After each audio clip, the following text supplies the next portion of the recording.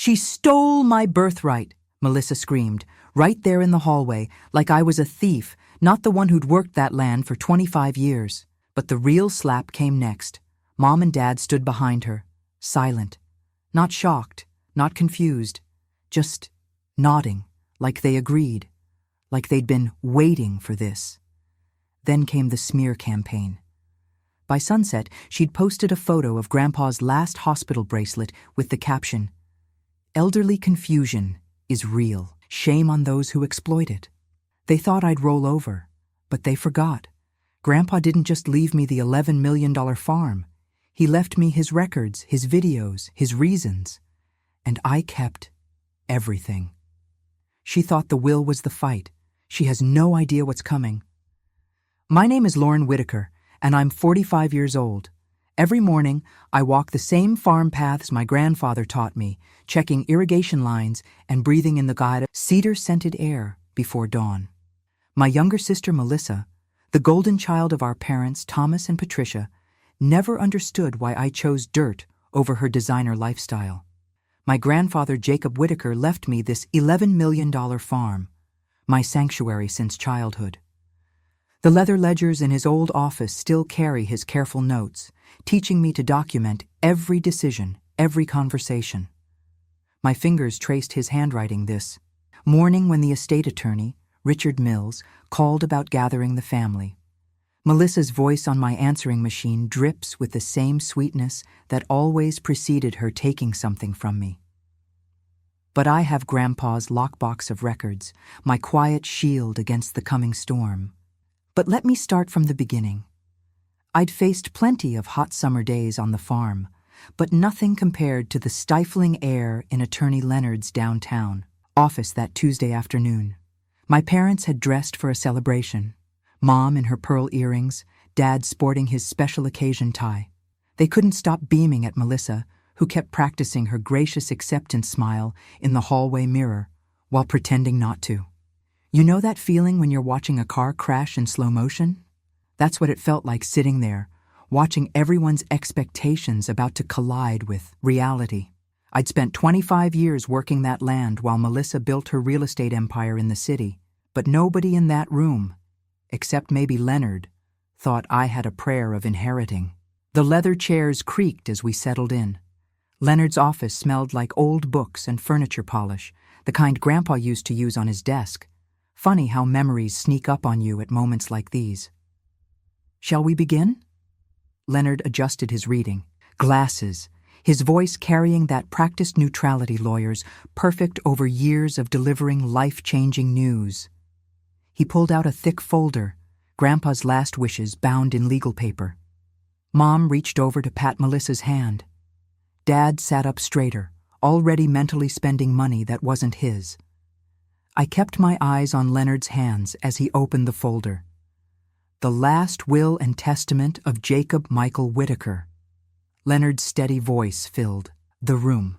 The preliminary legal stuff washed over us. Standard declarations, small bequests to local charities. Then came the words that changed everything.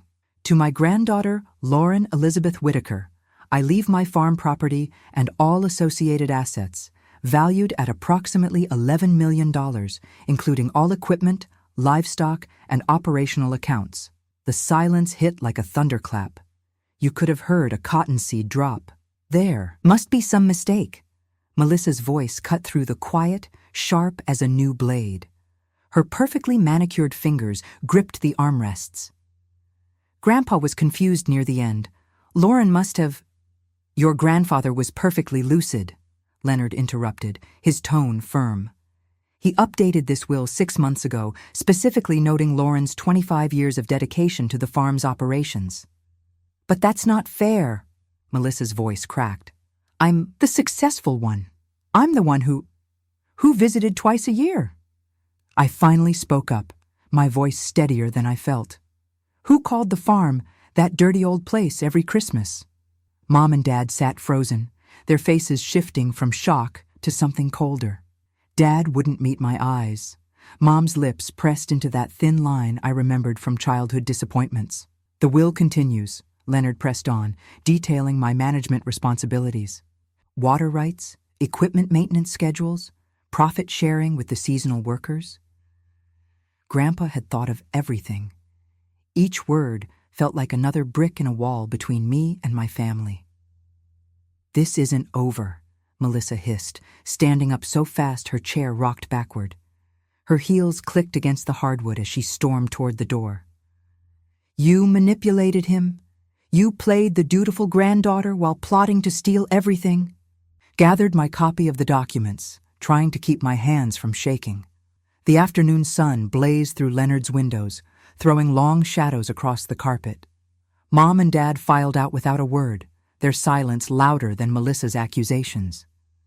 In the hallway, Melissa's voice echoed off the walls.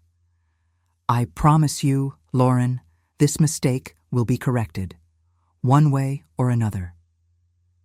I clutched Leonard's folder to my chest as I walked toward the building's exit. The same papers that made me sole heir to everything I loved now felt like they might either protect me or bury me.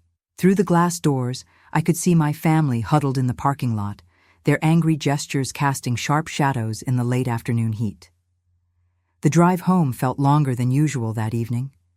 My tires kicked up dust along the familiar curves, past the irrigation pond, where dragonflies skimmed the surface, just like they had when I was 12. The farm stood waiting, solid and sure, just like it always had been.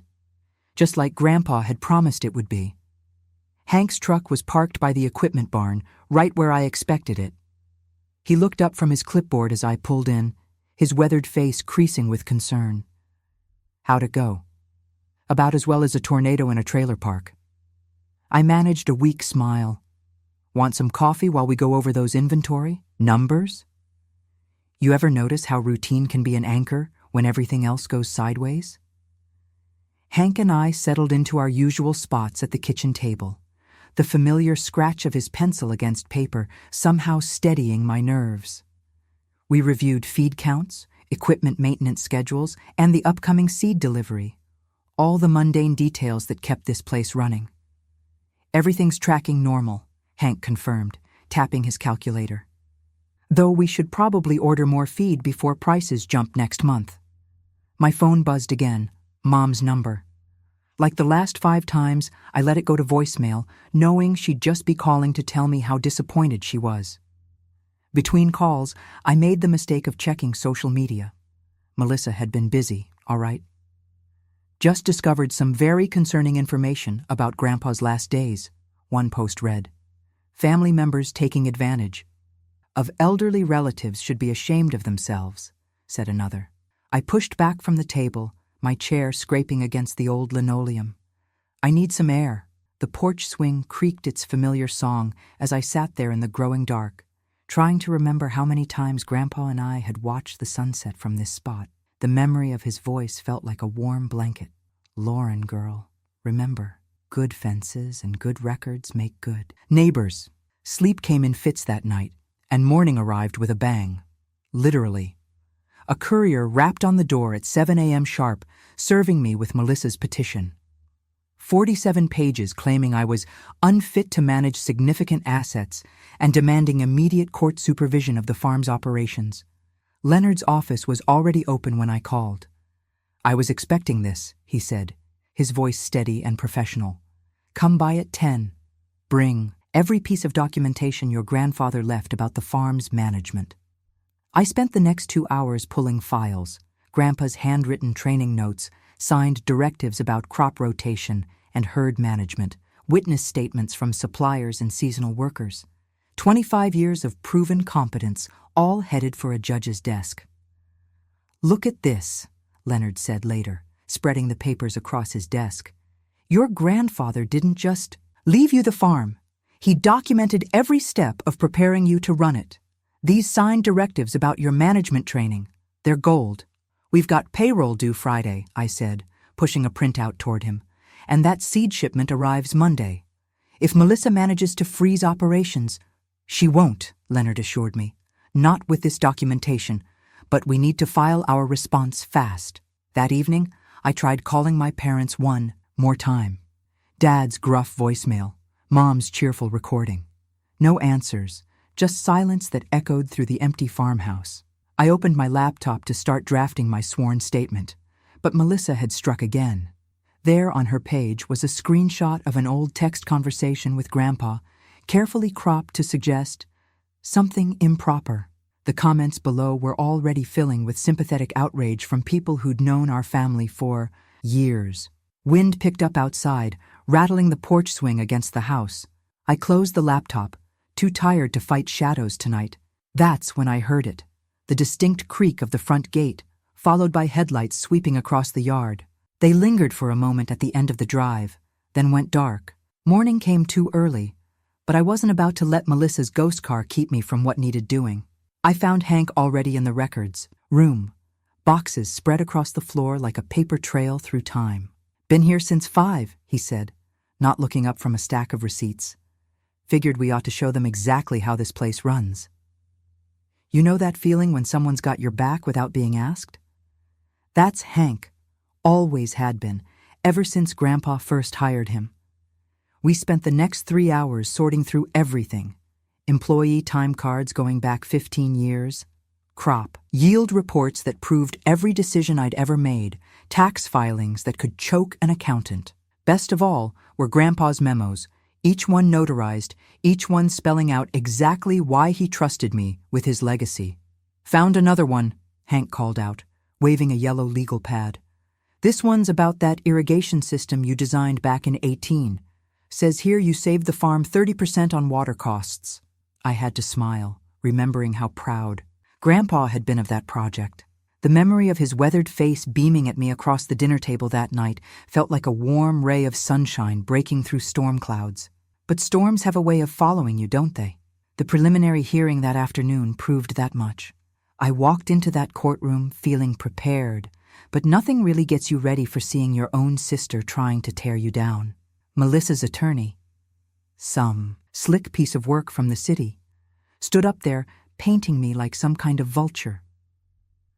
"Ms. Whitaker only began showing interest in the farm during Mr. Peterson's final years," he claimed, his voice dripping with fake concern. "We have evidence suggesting undue influence during a period of declining health. When my parents walked in, my heart did this funny little skip. Maybe they'd finally see through Melissa's act. But they slid into seats, on her side of the courtroom, eyes fixed straight ahead like I was invisible. Funny how that familiar ache never really goes away, does it? The judge, older woman, sharp eyes, set deadlines for discovery and motions. Each time she mentioned filing fees or procedural requirements, I could practically hear my bank account draining. By the time we broke for the day, my head was spinning with legal terms and dollar signs. Leonard caught up with me in the hallway. "We've got a strong case," he assured me, "but we need to be ready for a long fight. Let's work out a payment plan that won't break you." I nodded, already doing math in my head. "That old John Deere in the back field. We haven't used it since we upgraded last spring. I can probably get $40,000 for it." "Do what you need to do," he said, squeezing my shoulder. "Just make sure you keep enough operating capital to run the place." My phone buzzed as I headed to my truck. Text from Sarah, my best friend since high school. "Hey, hun, you might want to avoid the diner for a while. People are talking, and it's not pretty. Call me if you need anything." The sun was setting by the time I made it back to the house. I walked past Grandpa's workbench, running my fingers over the familiar dents and scratches. There was his old coffee mug, still sitting right where he'd left it. The key rack caught my eye. Specially labeled keys for every lock on the property, each one tagged in his neat handwriting.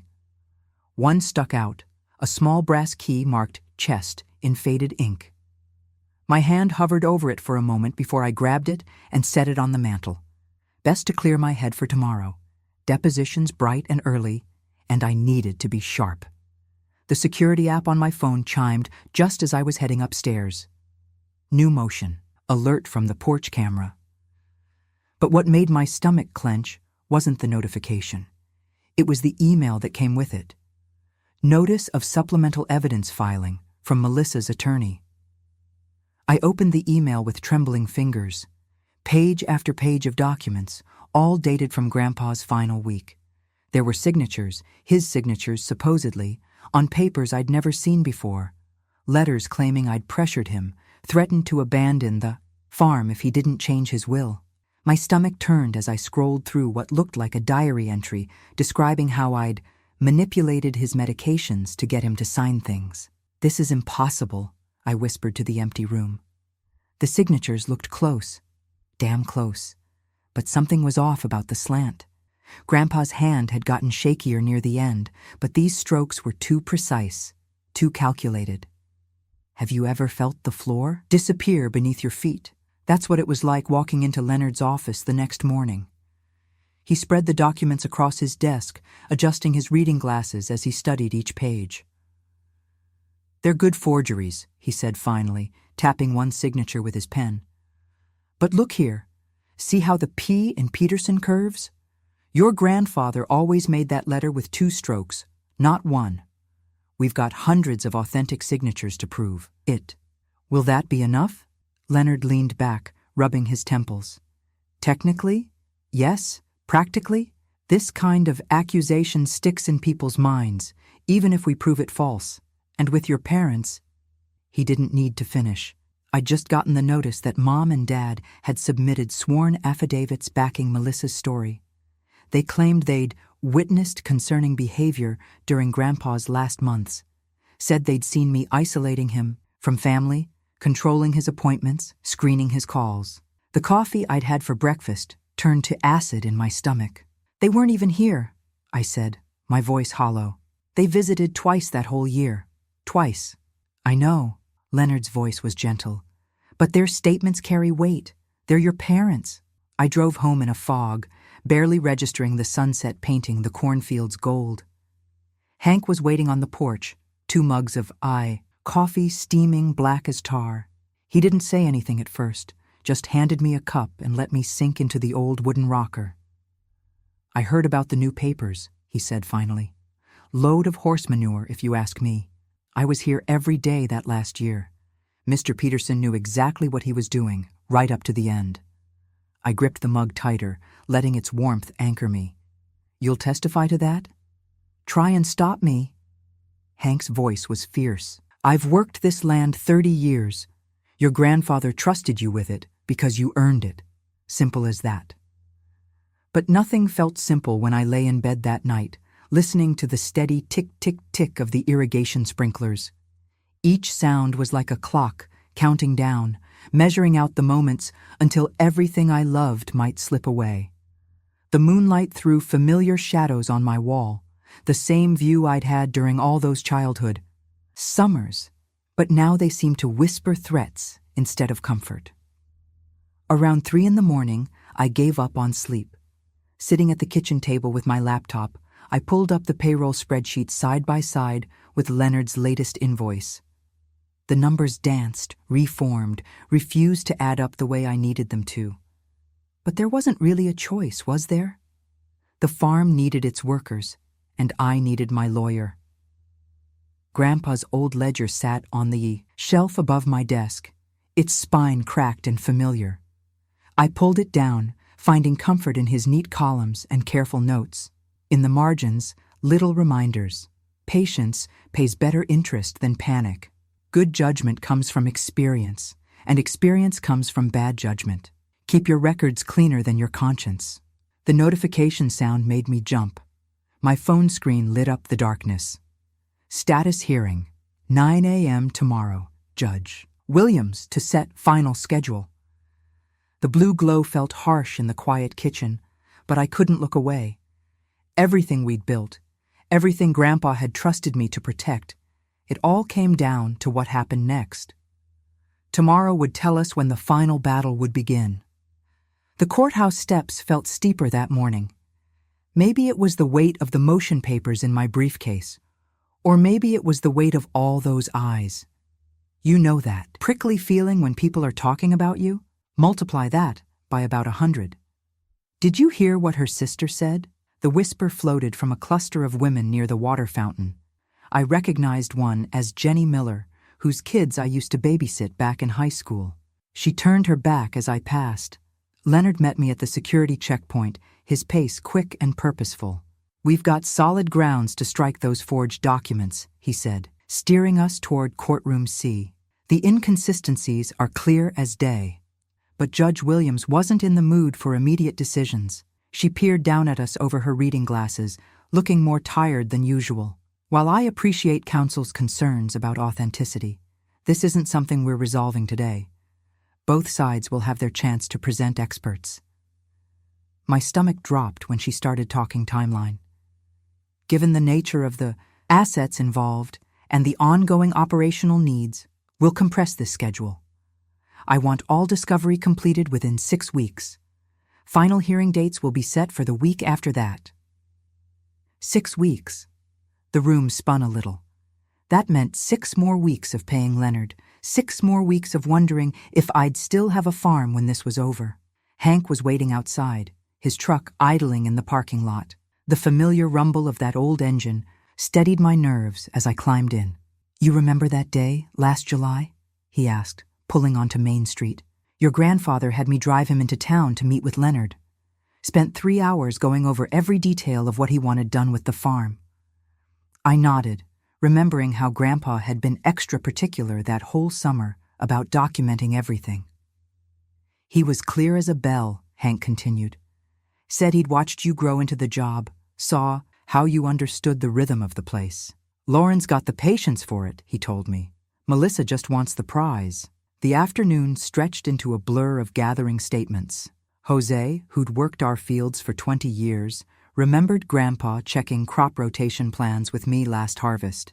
Maria from the office recalled him quizzing me about equipment depreciation schedules. Each memory was another brick in our wall of defense. Around 5, I walked downtown to deposit the week's market receipts. Betty Chen had owned the hardware store across from the bank since before I was born. We used to chat about her flower garden while I picked up supplies. Today, she spotted me coming and hurried across to the other sidewalk, suddenly fascinated by her phone. The banker's email was waiting when I got home. "Payment schedule remains firm per original terms. No extensions. Available given current litigation status." Translation: keep paying on time or lose everything. The monthly note on the farm equipment alone was enough to make my temples throb. Looking at the harvest calendar, I knew there was only one choice. We had to stay on schedule, legal drama or not. I set my alarm for 4:30 a.m., early enough to review the crew assignments before the first shift. The laptop screen had barely gone dark when my phone started buzzing. Unknown number. I let it go to voicemail, but it started right up again. And again. 7 calls in 5 minutes, each one making my hand shake a little more as I watched that strange number light up my screen like some kind of warning. I waited until 6 the next morning to return those calls. No sense losing sleep over whatever new crisis was brewing. You ever notice how problems always seem more manageable in daylight? "Ms. Whitaker?" The woman's voice was crisp, professional. "This is Sandra Morton from Capital Title.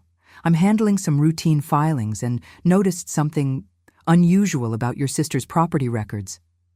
My coffee mug stopped halfway to my lips. "Unusual how?" "Well," she paused, like she was choosing her words carefully. "Let's just say there's been quite a bit of activity lately. Multiple liens, actually. Given the connected parties, I thought, you should be aware." "I'd appreciate copies of anything public record," I said, trying to keep my voice steady. "Of course. I'll email them right over." The documents hit my inbox 15 minutes later. My hands trembled as I scrolled through page after page of mortgage paperwork. Melissa had borrowed against her house 3 times in the past 2 months, each loan bigger than the last. The most recent one was just days ago, nearly maxing out her equity. "Jesus," I whispered, adding up the numbers.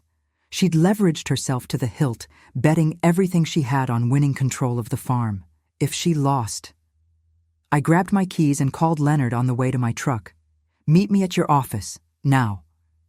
He was waiting at his desk when I arrived, scanning the documents I'd forwarded. "This is interesting," he said, that little half-smile playing at the corner of his mouth. "Your sister's presenting herself as the responsible choice for managing an $11 million operation, but she's gambling her own house on litigation? Can we use this?" Oh yes. He leaned back, fingers steepled. This goes directly to judgment and character. The judge needs to see who's really being prudent with resources. The afternoon status hearing felt different. Maybe it was knowing what Melissa had done, or maybe it was the way Leonard seemed, more confident as he addressed the bench. Judge Williams listened, made a few notes, then dropped the hammer we'd been waiting for. Given the evidence presented and the ongoing operational concerns, this matter needs resolution. She checked her calendar. Final ruling will be 3 weeks from Friday. I expect all remaining motions filed no later than 1 week prior. 3 weeks. 21 days that suddenly felt like 21 heartbeats. Back at the farm, I printed out a simple calendar page, just the dates between now and the ruling. Each number stared back at me like a countdown timer on some kind of bomb. I taped it to the wall in Grandpa's office, right next to his old soil analysis charts. Hank found me there, still staring at those numbers. How'd it go? 3 weeks, I said. We've got 3 weeks to keep everything running and somehow pay Leonard through the decision. He nodded slowly. Market shipments go out Monday. Hit those targets, we can cover the next round of fees. And if we miss, we won't. His voice had that same steady tone Grandpa used to use when things got rough. Crew's already prepping the orders. We'll make it work. I checked the shipping manifests one last time before locking up for the night. The porch light flickered as I gathered my things. Probably another burned-out bulb. I'd add it to tomorrow's list. Turning to leave, something caught my eye in the corner.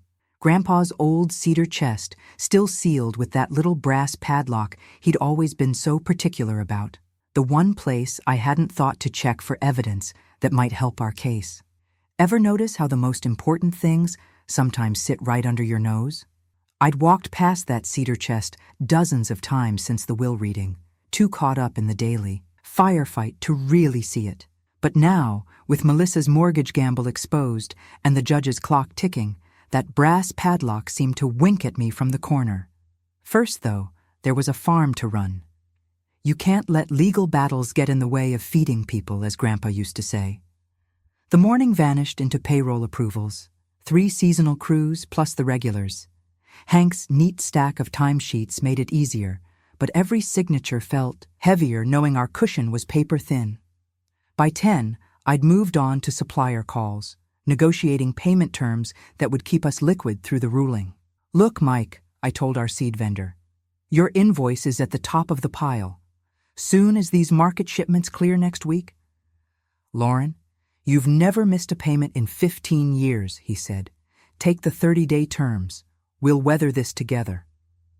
Some folks still had your back, even when the gossip mill was grinding.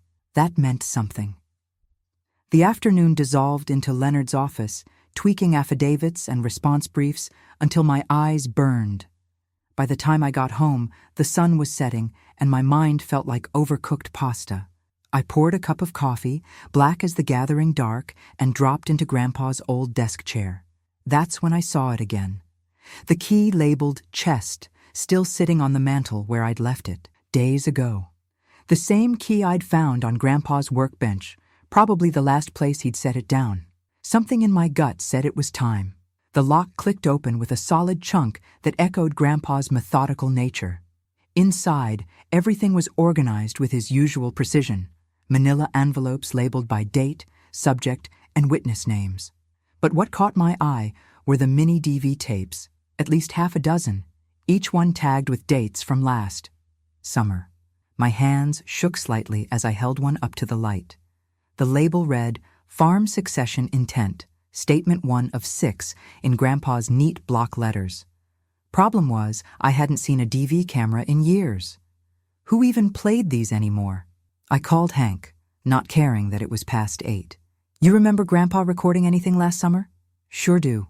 He didn't sound surprised by the question. Used that old Sony camcorder from the equipment office. Should still be in there unless someone cleaned house. Meet me at the shop? My voice cracked a little. Already getting my boots on. 20 minutes later, we were threading the first tape into a dusty camcorder hooked to the break room TV. Static cleared to show Grandpa sitting in this very office, looking tired but clear-eyed. Testing, he said, adjusting the frame. Today is July 15th last summer. Time is 2:45 p.m. Present with me is Notary Public Sarah Hendricks and witness James Morton. The camera panned to show both people holding up their IDs, then back to Grandpa. I'm making this record to document my decision regarding the succession of Whitaker Farm operations. His voice was steady, determined. I'm leaving full ownership and management to my granddaughter Lauren, effective upon my death. He leaned forward slightly. I want to be crystal clear about my reasoning. For 30 years, I've watched Lauren pour her heart into this land, while her sister Melissa showed interest only when there was something to gain. My daughter and son-in-law enabled Melissa's self-centered behavior, but I won't do the same. This farm needs a steward, not an opportunist. I felt tears threatening, but forced them back. You can't cry and take notes at the same time. Lauren has proven her commitment through actions, not words, Grandpa continued. She understands that this land feeds families, creates jobs, builds community. It's not a lottery ticket or a bargaining chip. The timestamp burned in the corner of the frame. 2:47 p.m., July 15th. The notary's seal was clearly visible on the envelope containing the tape. A chain of custody even Leonard couldn't punch holes in. This was it. The missing piece that proved Grandpa's intent beyond any doubt. My hands were already reaching for the chain of custody forms Leonard had prepped for new evidence when gravel crunched under tires outside the farmhouse. First thing next morning, I was at Leonard's office before his coffee had time to cool. The tapes sat in their sealed evidence envelope between us like a live wire. This changes everything, Leonard said, examining the notary stamps. But we need to move fast and smart. 3 days till the ruling, and opposing counsel will fight tooth and nail to keep these out. I nodded, my throat tight. What's our first step? I'm calling Mark Chen, best forensic expert in 3 states. He can authenticate the timestamps, metadata, and verify there's been no tampering. Leonard was already dialing. Meanwhile, I'll draft the motion to admit late evidence. We'll need a compelling reason why these weren't presented earlier. Simple truth, I said. I only found them yesterday in a locked chest I hadn't opened since Grandpa passed. We've got the key with his workbench DNA, the witness statements about him recording last summer. You know that feeling when you're finally holding 4 aces after watching Bad Hands for hours? That was me, sitting in Leonard's office while he worked the phones. The weight that had been crushing my chest started to lift, just a little. The next 48 hours crawled by like molasses in January. I kept the farm running on autopilot, signing checks, approving deliveries, trying not to watch the clock. Every few hours, Leonard would update me on the forensics. Chen confirms the timestamps are original, he'd say. No sign of digital manipulation. What about metadata matches the Sony model Hank mentioned?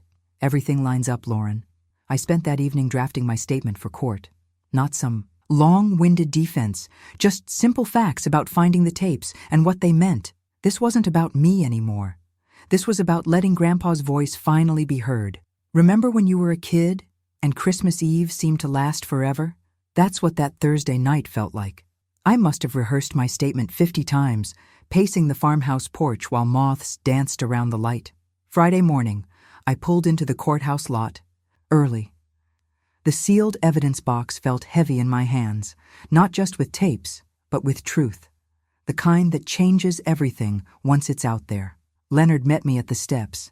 Chen's report just came in. Ironclad authentication on all 6 tapes. Inside, the courtroom was already packed. Seems word had gotten around about some bombshell evidence. I spotted Hank in the back row. He gave me that slight nod that said more than words ever could. Melissa's lawyer jumped up the second Leonard mentioned the tapes. Your Honor, this 11th hour evidence is highly prejudicial. The defendant has had months to— If I may, Leonard interrupted smoothly. We have sworn statements regarding the recent discovery, plus forensic authentication of the dates and chain of custody. These recordings capture the deceased's explicit intentions, witnessed and notarized. The judge studied both lawyers over her reading glasses. I'll review the forensics report. 10 minutes felt like 10 years. Motion to admit is granted, she finally said. Bailiff, please set up the video equipment. I heard Melissa's sharp intake of breath behind me, but I kept my eyes forward as the first tape started playing. There was Grandpa, looking right into the camera, right at all of us. His voice filled the courtroom, strong and sure as it had ever been. When he spoke about Melissa's pattern of manipulation, several jurors glanced her way.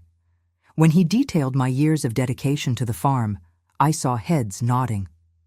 I've watched Lauren learn every inch of this operation, Grandpa said on screen, while Melissa showed up only when she wanted money or favors. Their parents may be blind to the difference, but I'm not.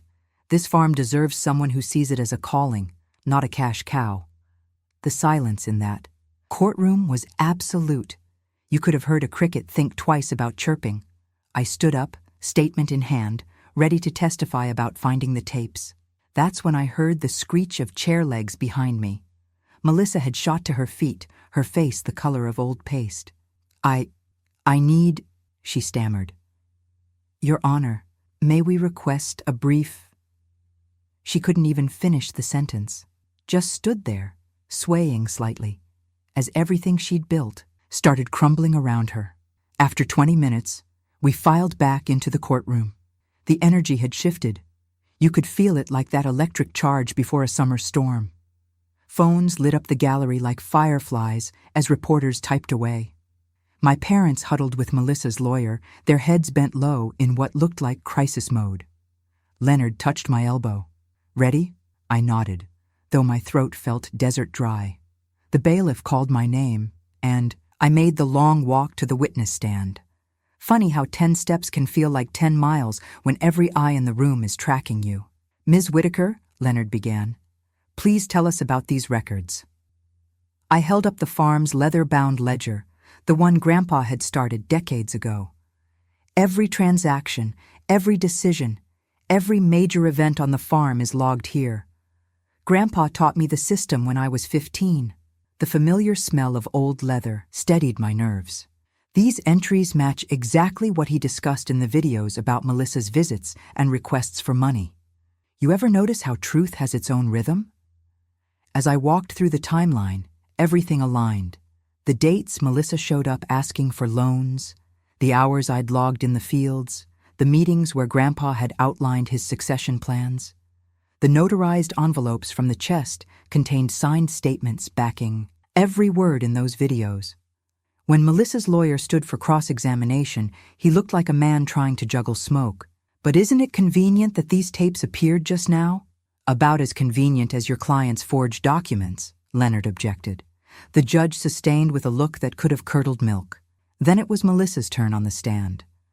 I'd seen her charm her way through tough spots before, but watching her try to explain away the contradictions between her forged papers and Grandpa's videos, well, it was like watching a house of cards collapse in slow motion. The signatures I submitted, she started, then stopped, tried again. The documents from that week. Another dead end. For just a moment, I felt this twinge of, what, pity? The little sister who'd always gotten her way was finally hitting a wall she couldn't smile through. But then I remembered the months of lies, the whisper campaign that had turned neighbors against me, the way she'd tried to steal everything I'd worked for. That evening, back at the farm, I buried myself in work. The combine needed scheduling for tomorrow's harvest, and 3 trucks were waiting on shipping manifests. Some folks might have taken the night off after a day like that, but Grandpa taught me crops don't care about courtroom drama. At my desk, I updated the countdown calendar, 7 days until the final ruling. Next Friday circled in red, staring at me like a target. I'd learned the hard way that nothing's certain until the gavel drops that last time. The porch beckoned with its evening peace. Outside, cicadas pulsed their endless summer song, reminding me of all those nights Grandpa and I had sat out here planning the farm's future. The memory caught in my chest like a burr. My phone buzzed. A news alert from the local paper. Grandfather's videos surface in farm dispute, town reacts. My heart did a quick 2-step as I read the second line. Legacy of deception exposed. Witness statements corroborate recording claims. Truth's a funny thing, isn't it? You can bury it under a mountain of lies, but somehow it finds its way to sunlight. Like those stubborn seedlings that push through concrete just because that's what they're meant to do. In the fading light, I pulled up the next day's shipping schedule. 7 buyers waiting on deliveries, all of them counting on the farm to come through. 1 week left to prove Grandpa right about who could handle this responsibility. Behind me, the office clock ticked away another minute, joining the cicadas in their countdown chorus. The morning sun hit my tablet screen as I read the article over coffee. Town and Country Herald's headline sprawled. Across the top, Farm Air Battle Takes Stunning Turn. Below it, a photo of the courthouse steps where this mess began. You know that feeling when a weight you've carried so long starts to lift? The business section quoted Dale Webster, head of the Agricultural Association. These recordings are devastating to the challenger's case. They show clear intent and raise serious questions about the attempted takeover. Dale's opinion carried weight. He'd known Grandpa for 30 years and sat on every board that mattered in the county. I hadn't been to Morgan's Feed and Supply in weeks, not since the whispers started. But we needed diesel additive for the tractors, and I was done hiding.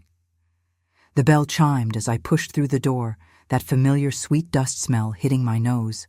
Remember how general stores used to be the heart of small towns? Still are, in places like this.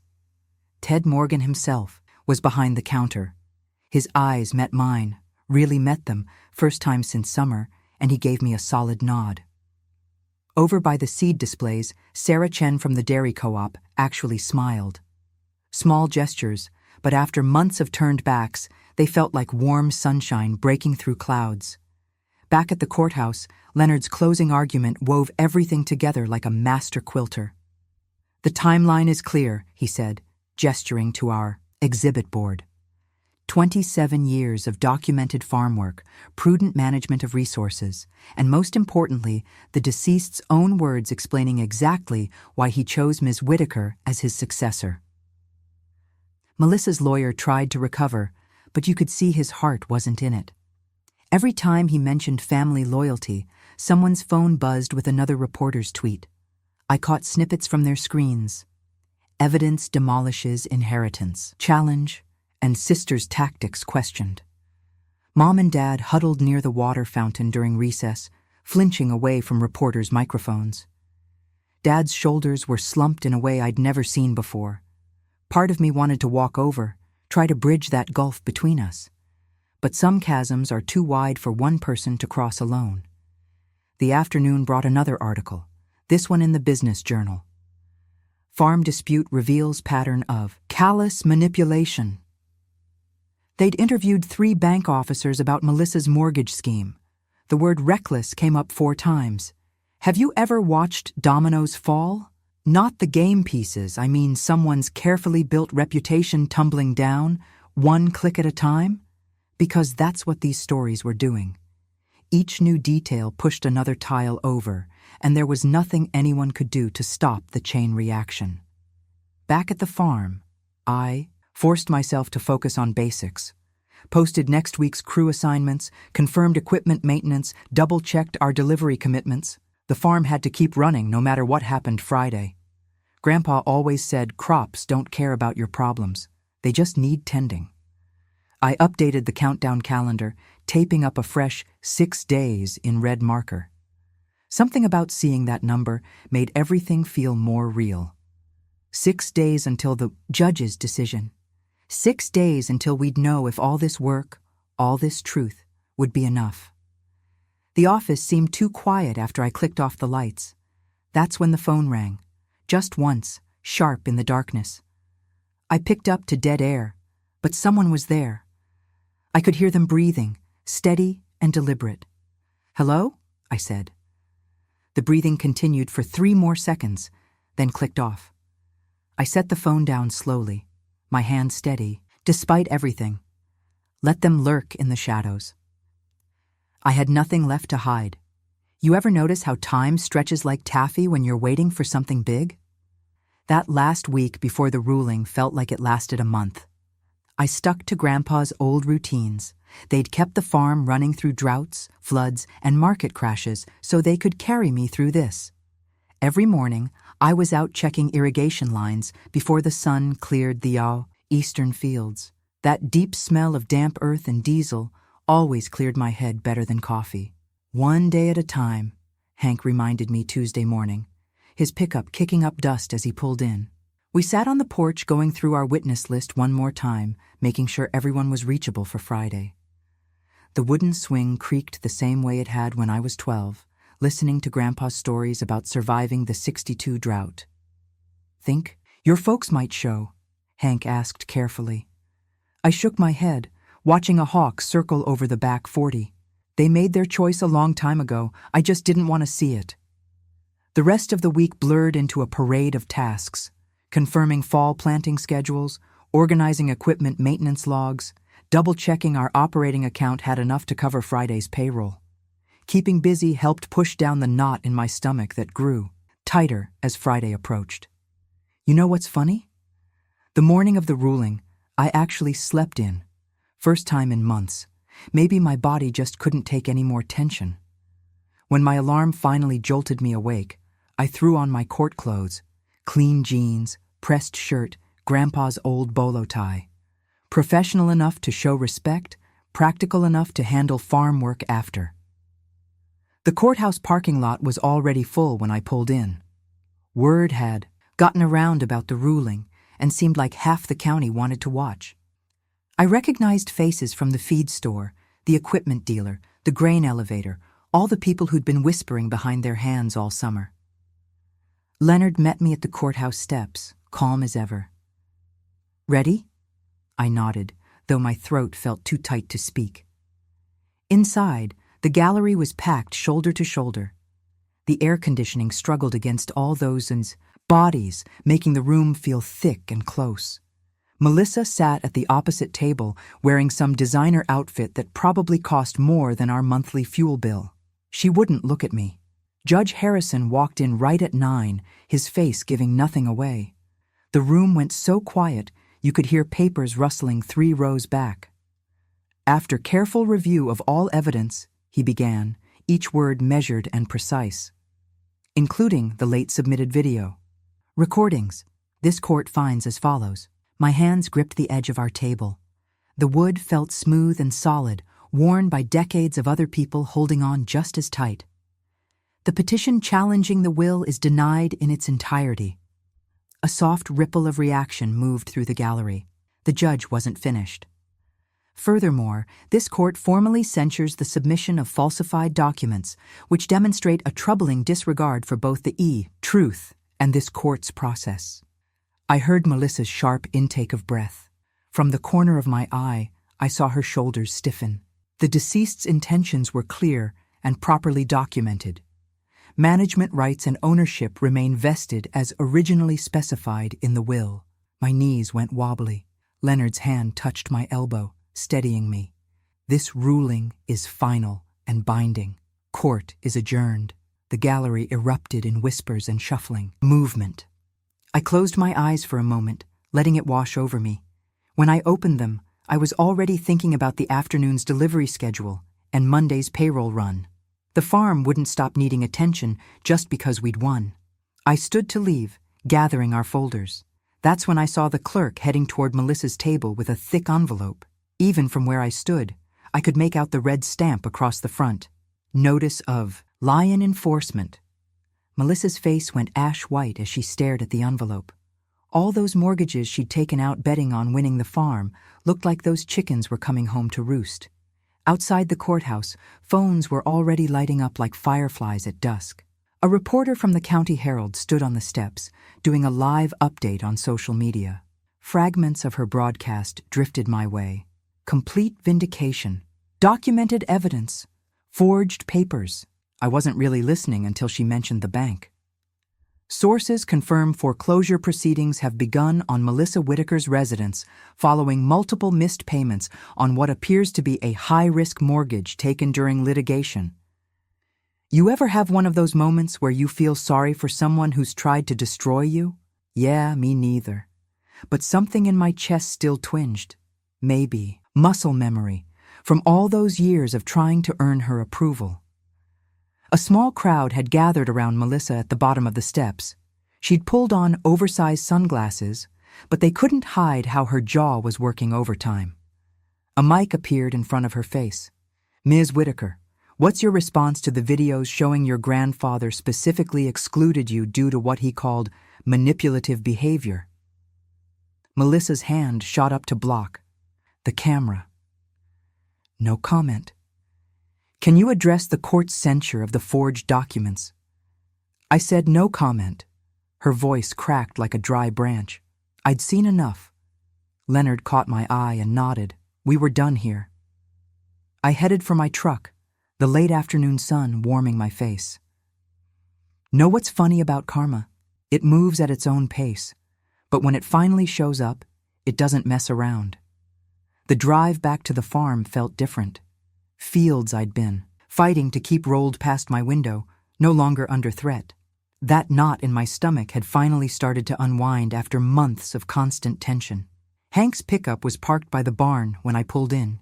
He was standing next to it, holding a burlap-wrapped sapling in one hand and a spade in the other. Without a word, we both started walking toward the hill where Grandpa used to rest during harvest breaks. You remember spots like that? Don't you? Places that hold more memories than their size should allow? The evening light hit the grass just right, turning it to liquid gold.